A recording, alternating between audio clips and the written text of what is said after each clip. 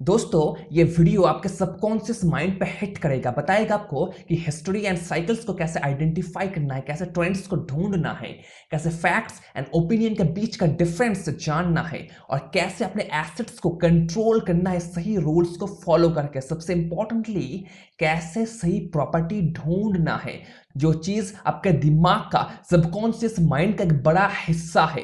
अगर आप उसे सही से ट्रेन कर पाते हो तो आपको सही प्रॉपर्टी मिलेगा। ये प्रूवन मेथड है मिलेनियर रियल एस्टेट इन्वेस्टर्स का। As Einstein said, everything is relative, nothing is permanent. सब कुछ चेंज होता रहता है, मार्केट चेंज होता रहता है, आपका सक्सेस चेंज होता रहता है। अगर आप ये सोचते हो कि मार्केट चेंज नहीं होगा, मार्केट में डिमांड बढ़ेगा नहीं, सप्लाई घटेगा नहीं, या फिर कुछ भी हेर फेर नहीं होगा, तो आप गलत हो। सब कुछ रिलेटिव है, मार्केट चेंज हो सकता है और आपको उस चीज को आइडेंटिफाई करना होगा, आपको फैक्ट्स को ढूंढना होगा, ओपिनियन को नहीं। जैसे कुछ लोग कहेंगे कि इस प्रॉपर्टी का प्राइस बढ़ेगा, मार्केट आगे बढ़ रहा है, आपको यहां से अच्छा खासा रेंट मिल सकता है।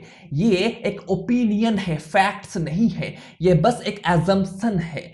फैक्ट्स वो है जो ये दावा कर सकता है कि हाँ ये हो सकता है, गारंटी लगभग दे सकता है कि हाँ ये हो सकता है। आपके पास डेटा अवेलेबल होना चाहिए फैक्ट्स को ढूंढने के लिए। लोग क्या करेंगे, आपको फ्यूचर वैल्यू पे प्रॉपर्टी बेचने की कोशिश करेंगे। मतलब वो कहेंगे आपको कि इस प्रॉपर्टी का वैल्यू 50 लाख हो जाएगा अगले 5 सालों के अंदर, आप इसे 40 लाख में खरीद लो, आपको 10 लाख का फायदा हो जाएगा 5 साल बाद।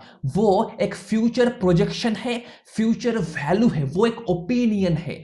हो भी सकता है या फिर नहीं भी हो सकता है, कोई भी गारंटी नहीं है, ये एक ओपिनियन है। अगर आप उस प्रॉपर्टी को 40 लाख में खरीदते हो या फिर उससे कम प्राइस में खरीदते हो तो वो एक करंट वैल्यू है, वो फैक्ट है, क्योंकि आपके पास डेटा है, आप देख सकते हो कि इस प्रॉपर्टी का एग्जैक्ट वैल्यू क्या है। आप करंट मार्केट प्राइस पे उस प्रॉपर्टी को परचेस कर रहे हो, ना कि फ्यूचर मार्केट प्राइस पे। फ्यूचर एक ओपिनियन है और करंट वैल्यू एक फैक्ट है। सिंपल शब्द में कहूं तो आप जो ड्यू डिलिजेंस करोगे, आप जो रिसर्च करोगे, एनालिसिस करोगे, वो आपका फैक्ट है। ओपिनियन वो है जो आपका दिल कहता है, आपका इमोशन ये कहता है आपको कि हाँ मार्केट आगे बढ़ेगा, प्रॉपर्टीज का प्राइस बढ़ेगा, वो एक ओपिनियन है।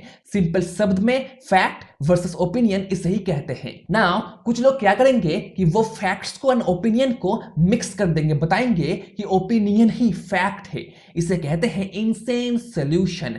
एवरेज लोग इसका शिकार हो जाते हैं, वो फंस जाते हैं, वो ओपिनियन को फैक्ट्स मान के चलते हैं एंड देन आगे जाके लॉस में रन करने लगते हैं या फिर प्रॉपर्टी को खो देते हैं बस उस वजह से। फॉर एग्जाम्पल, उनका ब्रोकर उनसे कहेगा कि प्रॉपर्टी बहुत अच्छा है, मैंने खुद रिसर्च किया है और ये डेटा आपको कहता है कि हाँ ये प्रॉपर्टी बहुत अच्छा है। आप उनके डेटा को देखते हो और समझ जाते हो कि हाँ ये फैक्ट है और आप उसे परचेस कर लेते हो। पर बाद में आपको ये पता चलता है कि ये फैक्ट इनफ नहीं है, ये फैक्ट अधूरा है, आपको उसे रीवेरीफाई करना होगा, आपको उन फैक्ट्स को रीचेक करना होगा, तभी आपको प्रॉफिट मिल सकता है। फैक्ट अगर अधूरा होगा तो वो एक ओपिनियन में बदल जाएगा, फैक्ट नहीं होगा। आपको सही से रिसर्च करना है, एनालिसिस सही से करना है। आपका ब्रोकर आपको बहुत कुछ कहेगा, आपको मनाने की कोशिश करेगा कि ये प्रॉपर्टी बहुत अच्छा है, ये डेटा आपको ये कहता है, पर आपको खुद को प्रिपेयर करना होगा, एनालिसिस करना होगा खुद से एंड देन वेरीफाई करना होगा उनके डेटा को एंड देन आगे जाके प्रॉपर्टी को परचेस करना होगा, तभी फैक्ट फैक्ट बनेगा, ओपिनियन ओपिनियन बनेगा। अब क्वेश्चन ये आता है कि अगर हम ओपिनियन को मान के नहीं चलेंगे तो हम कैसे ट्रेंड को ढूंढेंगे, कैसे हम हिस्ट्री एंड साइकिल्स को आइडेंटिफाई कर पाएंगे। हाँ वो तो है, फैक्ट आपको ट्रेंड ढूंढ के नहीं दे सकता, आपको ओपिनियन को ही देखना होगा ट्रेंड को ढूंढने के लिए। हाँ ये सबसे बड़ा पंगा है, रिस्क यहां से ही शुरू होता है। ओपिनियन कौन है और फैक्ट कौन है आपने वो समझ लिया है, पर अब बारी है कि कैसे ट्रेंड को आइडेंटिफाई करना है उन ओपिनियन की माध्यम से, क्योंकि फैक्ट्स आपको नहीं बता सकेगा कौन सा ट्रेंड है और कौन सा एक जस्ट बबल है। आपको फैक्ट बता नहीं सकेगा, वो आपको बताएगा आपका ओपिनियन। यहाँ पे आपको दो चीज को इस्तेमाल करना होगा, अपने हार्ट को एंड ब्रेन को, अपने दिमाग को और अपने दिल को, एंड देन उस चीज को फैक्ट्स के साथ कंपेयर करना होगा, रीवेरीफाई करना होगा और एक अंदाजा लगाना होगा कि ट्रेंड सच में कहां जा सकता है। ओपिनियन इक्वल टू ट्रेंड होता है, पर यह हो भी सकता है या फिर नहीं भी हो सकता है। यह कंप्लीटली डिपेंड करता है आपके व्यू के ऊपर, आप कितना नॉलेजेबल हो, आपका इंटेलिजेंस क्या कहता है। यह पूरा डिपेंड करता है आपके ऊपर। कोई भी बता नहीं सकेगा कि ट्रेंड कहां जा सकता है, इस चीज में कौन सा ओपिनियन है, कौन सा फैक्ट है। आई नो ये बहुत उटपटांग लग रहा होगा, पर यह सच है दोस्तों। फैक्ट और ओपिनियन एक चीज है और ट्रेंड एक अलग चीज है। ओपिनियन समटाइम्स ट्रेंड में भी बदल सकता है, पर यह चीज आपको वेरीफाई करना होगा। एक एग्जांपल से इसे समझते हैं। जैसे लोग कह रहे हैं कि Indian market, Indian property market 2030 तक $1 ट्रिलियन का हो जाएगा। ये एक ओपिनियन है, पर फैक्ट ये कहता है कि हाँ हो सकता है, क्योंकि देश में स्टार्टअप्स बढ़ रहे हैं, प्रॉपर्टी सेक्टर में लोग इंटरेस्टेड हो रहे हैं, सेल हो रहा है प्रॉपर्टी कोविड के बावजूद भी। इसलिए लोग कह रहे हैं कि इंडस्ट्री $1 ट्रिलियन का हो सकता है 2030 तक। ना इस एग्जाम्पल में आपको कहीं भी 100% फैक्ट नहीं दिखेगा और ना ही आपको 100% ओपिनियन मिलेगा। ये एक ट्रेंड है, आपको इन दोनों का मिक्स करना होगा और एक अंदाजा लगाना होगा कि सच में क्या हो सकता है। आई थिंक ये हो सकता है, ये एक ट्रेंड है। ऐसे ही ट्रेंड को आइडेंटिफाई किया जाता है। हिस्ट्री एंड साइकिल्स एक इंपॉर्टेंट फैक्टर हो सकता है ट्रेंड्स को आइडेंटिफाई करने में। ना ये चीज बस एक इंडस्ट्री पर डिपेंड नहीं करता, पूरे इकोनॉमी मार्केट को ये इफेक्ट करता है। रियल एस्टेट को, स्टॉक मार्केट को, कमोडिटी को, सारे जितने भी एसेट क्लास है उन सबको ये इफेक्ट करता है। फॉर एग्जांपल, अगर कमोडिटी का प्राइस ऊपर आएगा, प्रॉपर्टीज का प्राइस ऊपर आएगा, तो शेयर प्राइस नीचे गिरेगा। ये सिंपल फैक्ट जो देखा गया है ओवर टाइम।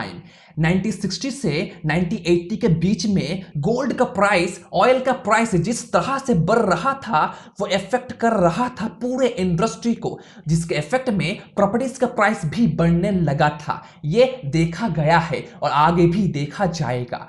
प्रॉपर्टी मार्केट को चेंज होने में अबाउट 50 इयर्स लग जाता है, अबाउट लग जाता है। तो आपको इस चीज को समझना होगा कि मार्केट कैसे चेंज हो रहा है और कैसे चेंज हो सकता है, क्योंकि दोस्तों हिस्ट्री डज रिपीट इटसेल्फ। इतिहास दोबारा आता ही है, आप इसे रोक नहीं सकते। इसलिए आपको हिस्ट्री एंड साइकिल्स को आइडेंटिफाई करना होगा ट्रेंड को समझने के लिए। इस ट्रेंड एंड हिस्ट्री के ऊपर मैंने एक डिटेल वीडियो बना के रखा है, वो लिंक आपको यहाँ पे मिल जाएगा, आप देख लेना, बहुत काम आएगा। और रूल्स को एकदम भी नेग्लेक्ट मत करना। जीएसटी, प्रॉपर्टी लॉ, जितने भी लॉज है हमारे इंडिया में, उन सब को कभी भी नेग्लेक्ट मत करना। एक छोटा सा लॉ आपको पछाड़ सकता है, एक छोटा सा जीएसटी का हेरफेर आपको पछाड़ सकता है। इसलिए आपको इन दो चीज को बहुत ध्यान से चेक करना होगा। इसके ऊपर भी मैंने 2 सेपरेट वीडियो बना के रखा है, वो भी मैं आपको यहाँ पे दे दूंगा, देख लेना। कंप्लीट हो जाएगा आपका ये मिलेनियर रियल एस्टेट इन्वेस्टर का जर्नी, कंप्लीट हो जाएगा, आप देख लेना। सो एट द एंड मैं आपको रिक्वेस्ट करूंगा कि आप दो चीज को सबसे पहले वेरीफाई करो, फैक्ट क्या है एंड ओपिनियन क्या है, एंड देन आगे बढ़ो और अपने सबकॉन्शियस माइंड को ट्रेन करो कि वो सही प्रॉपर्टी ढूंढ पाए ट्रेंड को समझ के। बस आपको यही करना है, आप एक मिलेनियर रियल एस्टेट इन्वेस्टर बन पाओगे अगर आप इसे सही से फॉलो करते हो तो। ट्रेंड्स के ऊपर ये वीडियो आप देख लो, आपको और ज्यादा क्लैरिटी मिलेगा इसे समझने में। मिलते हैं अगले वीडियो में, टेक केयर दोस्तों एंड बी सेफ। सब्सक्राइब जरूर करना, मिलते हैं।